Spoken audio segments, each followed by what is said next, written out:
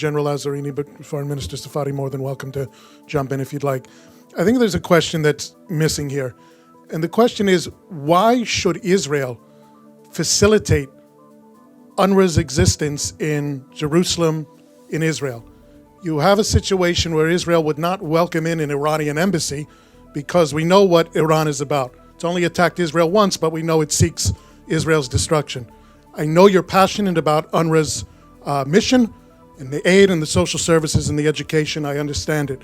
But ultimately, UNRWA and UNRWA officials have stated this publicly to certain audiences, that its mission is to pump up the refugee rolls in the hopes that there comes a day that the Jewish majority in Israel can be erased. They've said it. That's political. There's a political element to UNRWA. They've said it publicly. So why should Israel facilitate UNRWA's existence in Jerusalem and other parts of Israel?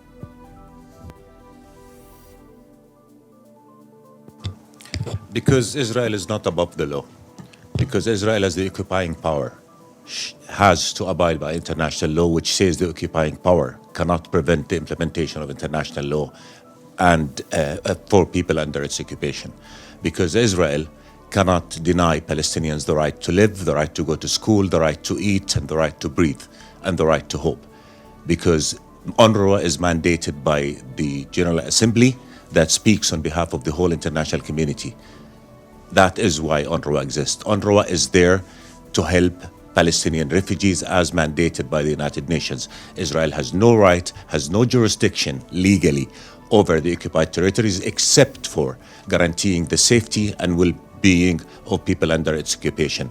That is international law, and that is why Israel is, by international law, should be committed to allowing UNRWA in. It can violate international law. It has done so over and over and over again, but that wrong does not mean that Israel has a right to doing that.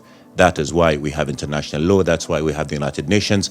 And if every country decides to be a pariah state and start violating international law, undermining international humanitarian law, then our world will be a jungle. So a quick follow-up to that. So if Israel sees a threat that the international community has essentially imposed upon it, it has no right to...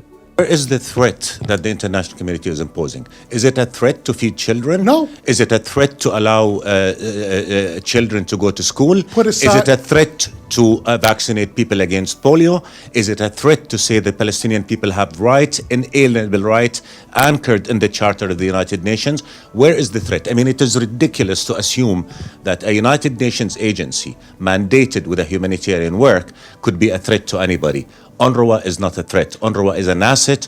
UNRWA is an agency that's saving lives, that's helping people, that is keeping hope.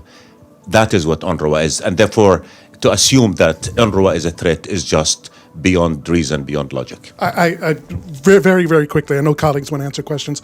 I'm putting aside, as I told Commissioner General Lazzarini, not talking about the aid, social services, education, humanitarian missions, polio campaigns, none of that. Simply the refugee issue that Israel sees as a threat to its majority. That's all I'm talking about.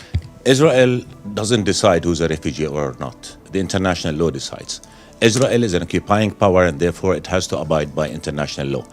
UNRWA is mandated by the UN to help refugees until their issue is resolved in accordance with international law. And let me remind you, in 2002, the Arab Peace Initiative was out there, and it spoke of an agreed-to solution to the refugees' problem within the context of addressing the final status issue.